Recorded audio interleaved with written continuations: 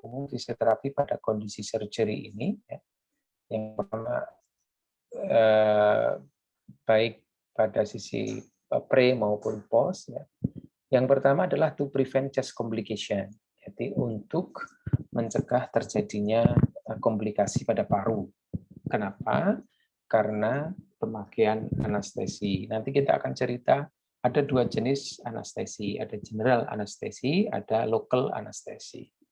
Yang general anestesi ini punya potensi untuk terjadinya komplikasi pada chest, bisa bronkitis, bisa bronchopneumonia, bisa hidrostatik pneumonia, ya, karena setelah operasi mungkin pasien itu akan tidur dalam antara 1 minggu, 2 minggu, dan seterusnya. Biasanya untuk operasi-operasi besar. Ya, prevent chest complication. Kemudian to prevent circulatory complication, ya, untuk mencegah terjadinya komplikasi sirkulatorik, ya, pengaliran cairan ke seluruh tubuh, ya, menghindari bengkak dan seterusnya. Berikutnya adalah to maintain muscle power and joint ring of motion.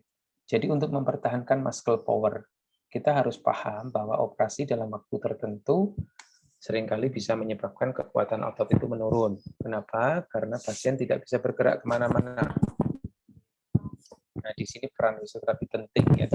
Early mobilization after surgery itu menjadi faktor kritikal yang harus dilakukan oleh seorang fisioterapis ketika dia ada di ruang operasi.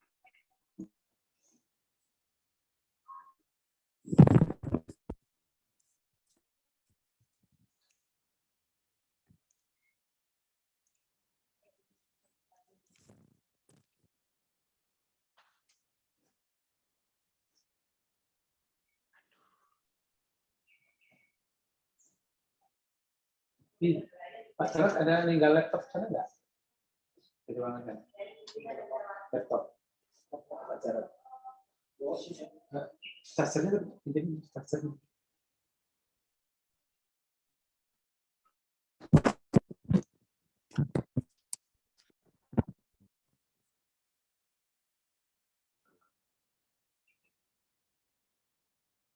Baik, sebentar ini baterainya mau habis. Takut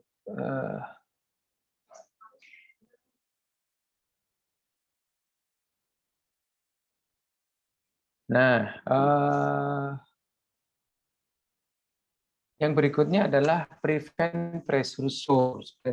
Itu adalah satu gangguan pada struktur integumen dan muskular dan juga vaskular karena posisi tiduran yang terlalu lama. Ya, biasanya terjadi luka yang disebut sebagai kita sebutnya sebagai to prevent pressure source. Maka kalau orang tiduran lama, terlentang, misalnya dalam kondisi habis operasi otak misalnya, brain surgery, orang harus tiduran panjang, itu kalau tidak dilakukan fisioterapi, bisa jadi terjadi pressure source, ya. Oke. Berikutnya untuk memaintain good posture. Kenapa posture itu bisa berubah? Karena pada kondisi tertentu, misalnya pada operasi-operasi besar, kadang-kadang pasien itu tidur dalam posisi yang tidak benar, dalam posisi yang lama. Baik karena penggunaan alat-alat bantu, bisa alat bantu pernafasan, bisa alat bantu makan, bisa alat bantu jantung, dan seterusnya.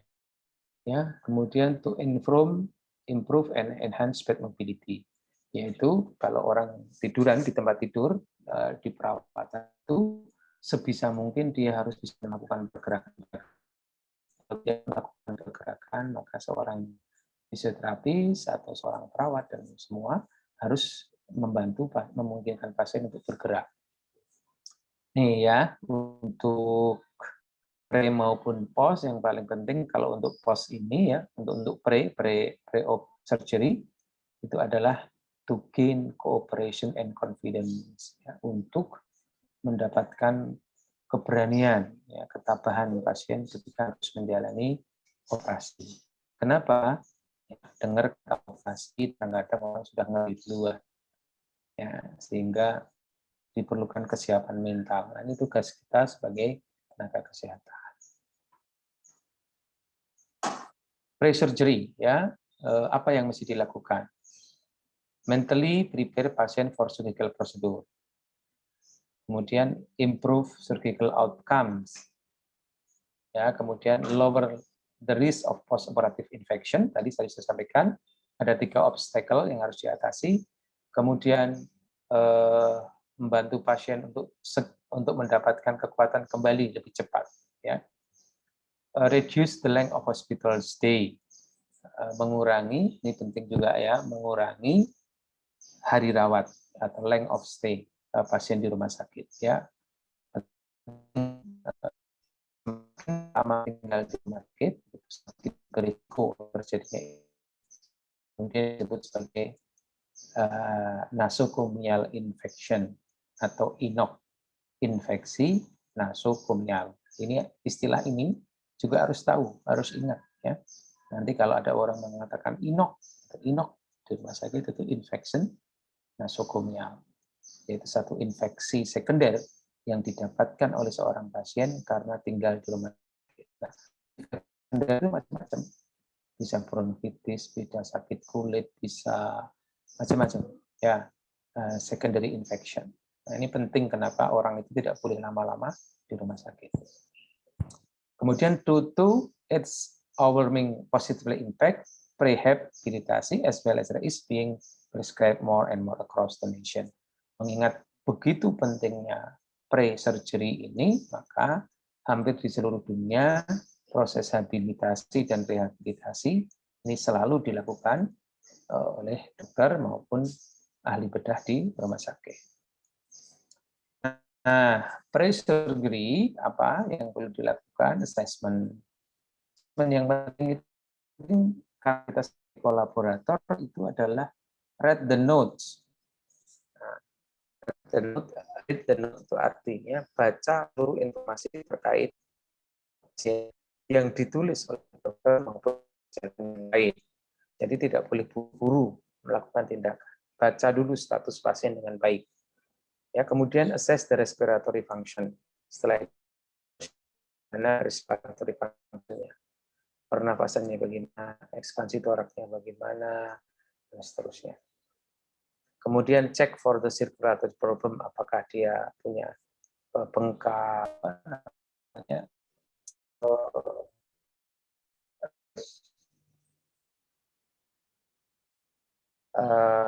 membaca tulisan terkait kondisi klinis pasien.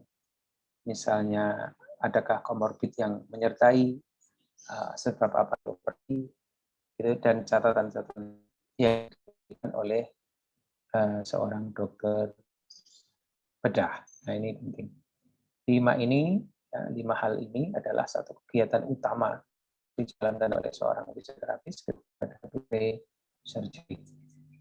Nah, respiratory ini beberapa ya, ada pernapasan simetri, kemudian respiratory rate-nya atau RR-nya berapa kali semenit, bagaimana pernapasannya, kemudian ekspansi toraknya, ada sesak nafas, apakah ada aksesori muscle yang terlibat dalam pernapasan, dan kemudian bagaimana itu semua dilakukan pengukuran.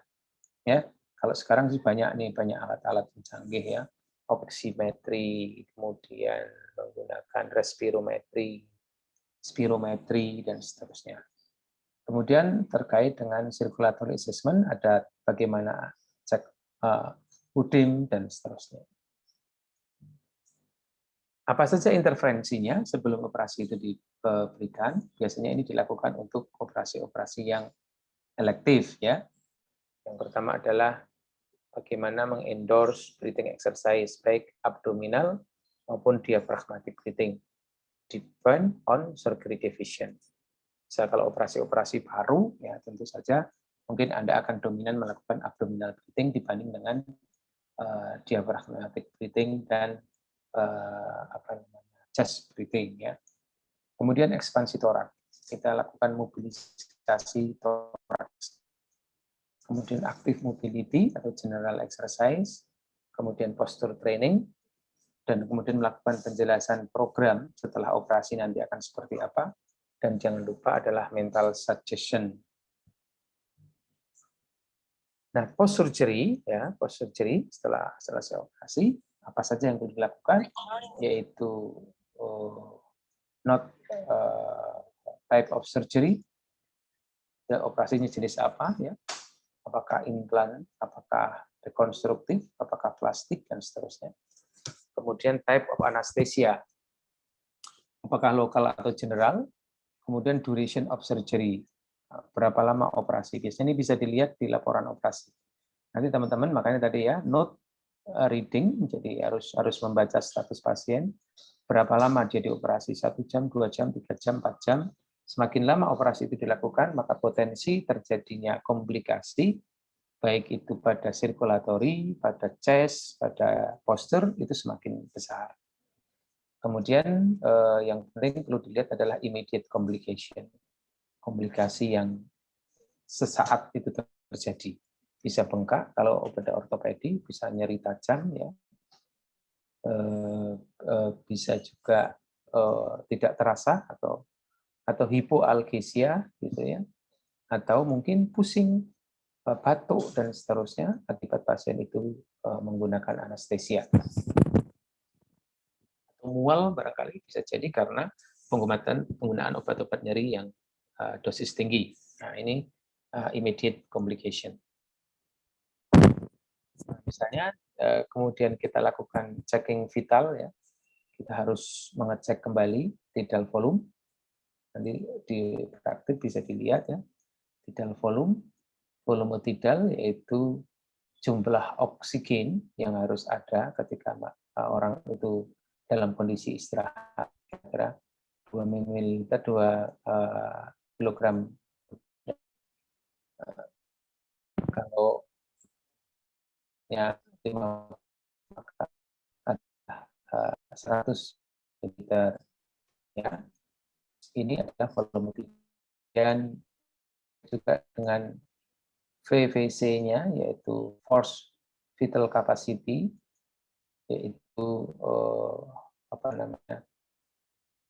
jumlah udara yang bisa dihembuskan oleh seorang pasien pada ekspirasi yang didorong, ya, 70 ml per kilogram kira-kira. Kemudian juga kita periksa force ekspirasi volume in 1 second, ya. Jadi kira-kira 70-90% dari force vital capacity.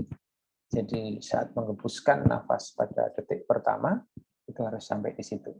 Kemudian juga dicek juga PaO2, tekanan O2, biasanya bisa menggunakan oximetri yang sekarang sangat terkenal, atau PaCO2, tekanan CO2. Kemudian cek juga respiratory rate, ya, 12-16 menit misalnya, padahal normalnya adalah antara 17-20. Nah, kalau di bawah ini harus jadi perhatian. Kemudian juga perlu adanya analisis blood gas atau ABG. Ya, ini harus dicek juga. Apakah nanti terjadi yang disebut sebagai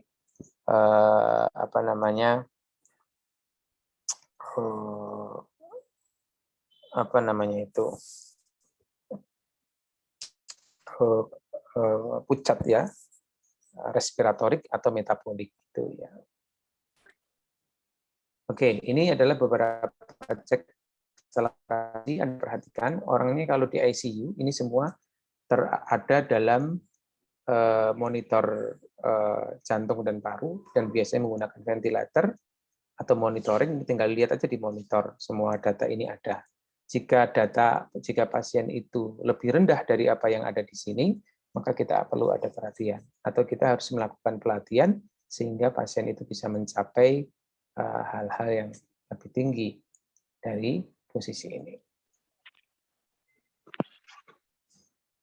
Nah, kemudian understanding the attachment. Ya, kalau kita ketemu dengan post operasi, itu jangan buru-buru melakukan tindakan. Lihat dulu seluruh tubuhnya, apakah ada sesuatu yang menempel.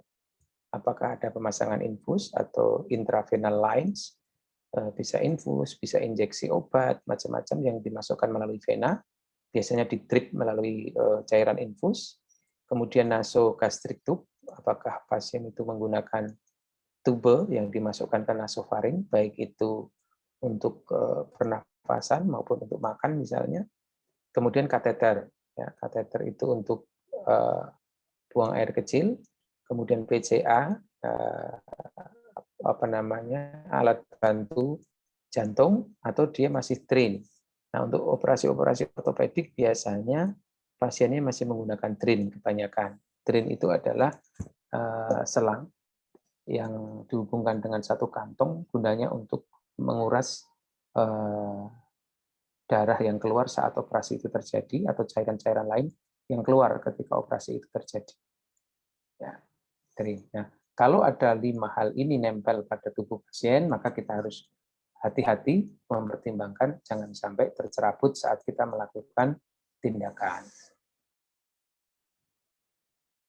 Nah, assessment penting pada post-op itu adalah orientasi terhadap kemampuan pasien untuk ability, communication ability. Ditanya dulu aja namanya siapa, Bapak sedang ada di mana, apa yang dirasakan. Kemudian alertness, apakah ada perubahan-perubahan pada hari itu, ya, tanggapnya seperti apa. Kemudian perceptual ability to follow instruction, apakah pasien bisa mengikuti instruksi yang kita berikan. Nah, post-surgery treatment itu ada prevent chest complication, sama ya, saya kira dengan yang tadi, tapi ditambahi ini yang penting, yaitu reduce pain. Nah, reduce pain ini penting, nanti banyak modalitas yang bisa dilakukan oleh fisioterapi ya, untuk mengurangi nyeri ketika pasien selesai operasi. Yang ini yang dilakukan hampir sama, bisa breathing exercise, coughing exercise, inhalation atau humidification, postural drainage jika diperlukan, kemudian breath control atau kontrol pernapasan. Ini kegiatannya to prevent the circulatory complication, bisa Trendelenburg, yaitu menempatkan organ yang dioperasi itu 15 derajat. Ya. Misalnya biasanya operasi-operasi pada kaki, operasi-operasi pada tangan untuk menghindari bengkak.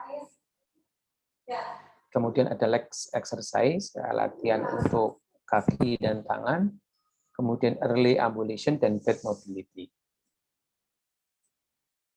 Ini untuk postur ya, bisa dilakukan correction. Berikutnya adalah prevent to joint stiffness and muscle weakness ya. Ini dengan general exercise, joint mobilization, muscle stretching, juga dengan bed mobility. Nah, bagaimana cara menggunakan to reduce pain? Ya, fisioterapi bisa menggunakan electrophysical agent, ya, bisa menggunakan TENS, bisa menggunakan ultrasonic, bisa menggunakan laser, ya, atau menggunakan tapping dan bandaging, soft tapping maupun rigid tapping. Ini contoh pemasangan, ya. Ini pemasangan tapping misalnya pada lubectomy, ya, operasi di perut, ya. Ini bisa juga misalnya operasi total knee replacement pada saat lutut, kita menggunakan TENS, ya. TENS digunakan untuk mengurangi nyeri pasien. Nah, ada beberapa jenis ya bedah ortopedik ya. Pertama adalah open reduction, yaitu reduction of alignment of the fracture through surgical incision. Ya, yaitu membetulkan fraktur dengan pembedahan. Close reduction atau manipulation of bone fragment or joint dislocation without surgical incision. Jadi kalau ada open reduction itu dibedah, jadi pemasangan gip itu termasuk close reduction. Ya.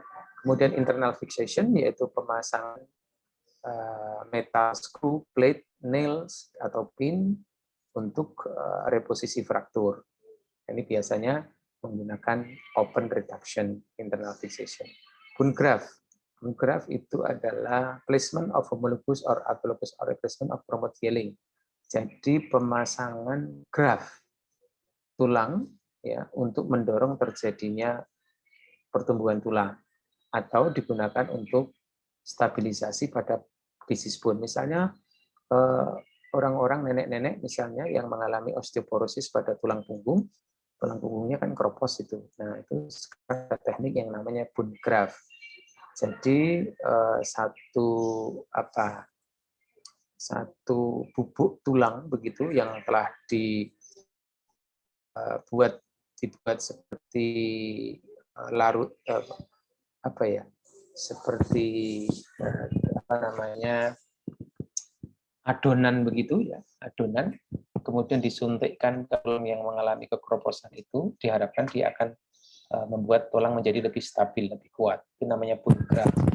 Nanti juga ada istilah skin graft ya, untuk luka-luka tertentu yang kulitnya terkelupas, itu bisa dilakukan penempelan kulit dari tempat lain biar tumbuh kulit yang normal di tempat luka.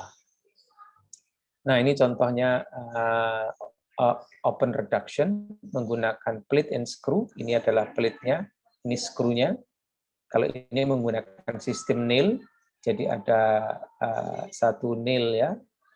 Nail itu mungkin jarum yang itu ya, di tengah-tengah itu patah. Nah, ini biasanya menggunakan screw juga ya, sama. Nah, ini termasuk juga ini sebetulnya meskipun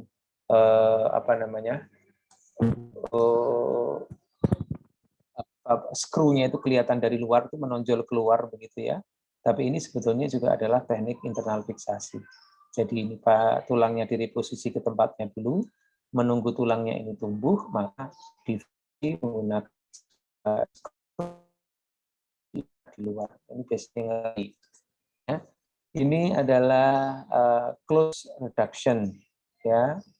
Misalnya ada fraktur pada kruris, tetapi dia dilakukan pembedahan, hanya dipasang tip dan juga sepatu dari luar.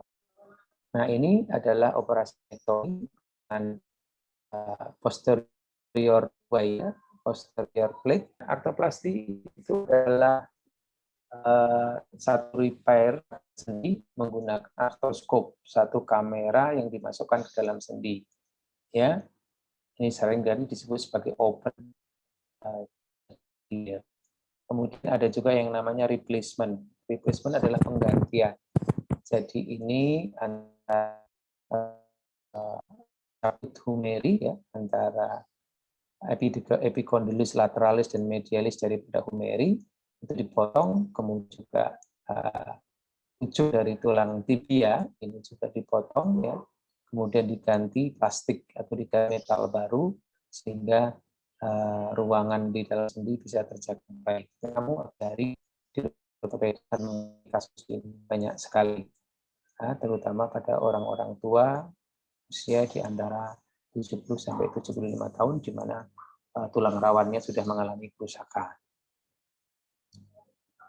Nah, kemudian ada total joint replacement yang tadi, kemudian ada meniscectomy, yaitu pembedahan pada meniscus ya. Laminectomy itu adalah pembedahan pada lamina, dan hysterectomy tadi sudah saya sampaikan adalah satu operasi yang dilakukan pada stomach, perut, ileus, usus maupun pada cervix. Nah, oke. Saya kira itu pengantar tentang bedah ya, yang bisa saya sampaikan. Itu ya. Ada pertanyaan atau tidak? Nanti materinya tak kirim ya, nanti lebih teknis ya. Nanti kalau di praktikum itu misalnya bagaimana cara melakukan diaphragmatic breathing, bisa bagaimana cara melakukan misalnya untuk menghindari pressure source ya, dengan melakukan active bed mobility ya, kemudian untuk mengurangi nyeri bagaimana pemasangan elektrode, pemakaian TENS, pemakaian tapping dan seterusnya. Itu bisa dilakukan nanti di Skillet. Saya kira itu ya. Kalau nggak ada pertanyaan, nggak?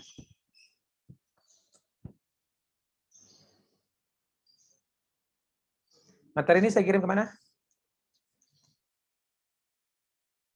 Ke siapa? Saya Pak PJ. Oh, tadi yang WA saya ya? Iya. Oke, nanti saya kirim lewat WA ya, di sini ya. Baik. Oke, baiklah. Kalau tidak ada pertanyaan, maka kita akhiri. Yang belum jelas, nanti boleh WA saya, tanya nanti kalau ke kampus ya. Praktikum juga boleh sama saya. Kalau tidak ada dosen yang lain, ya. Jadi penting sekali karena keberhasilan sebuah operasi itu tidak hanya ditentukan apakah operasinya itu sukses atau tidak, tetapi adalah bagaimana pasca operasi itu dijalankan. Misalnya ya, untuk operasi rekonstruktif misalnya